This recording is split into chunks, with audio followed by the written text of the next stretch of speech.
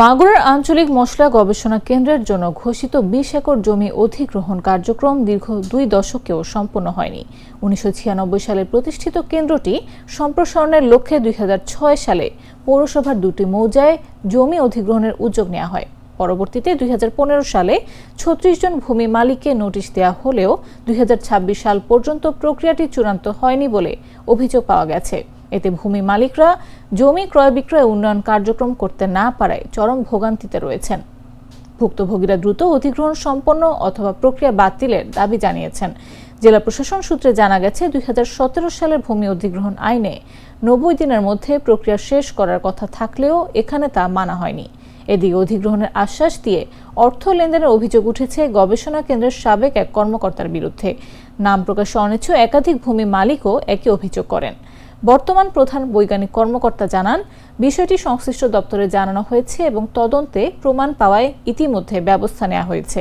তবে অভিযুক্ত সাবেক কর্মকর্তা অভিযোগ অস্বীকার করে কোনো মন্তব্য দেননি। স্থানীয়রা দ্রুত ও স্বচ্ছভাবে অধিগ্রহণ প্রক্রিয়া শেষ করার দাবি জানিয়েছেন। ভিতরে আমাদের বেশ কিছু জমি গেছে, তারপরে সাইডেও আরো কিছু জমি আছে। তো এই মশলা এদের এই অধিকরণের ব্যাপার নিয়ে আজ দীর্ঘ প্রায় ১৪-১৫ বছর ধরে ওনারা আমাদেরকে আশ্বাস দিচ্ছেন। মশলা গবেষণার পাশে আমার কিছু জমি আছে। এই জমিগুলো আজ থেকে ১০ থেকে ১২ বছর আগে দিয়ে শুনতেছি যে একবার হবে, এই মর্মে আমাদেরকে সিটি করা হয়েছিল। সমস্ত জমির মালিকদের সিটি করা হয়েছিল এবং এই জমি একবার হবে বিধায় আমরা দীর্ঘদিন আশায় ছিলাম যে জমি একবার হয়ে যাবে, একবার হয়ে গেলে আমাদের এখানে উন্নয়ন হবে।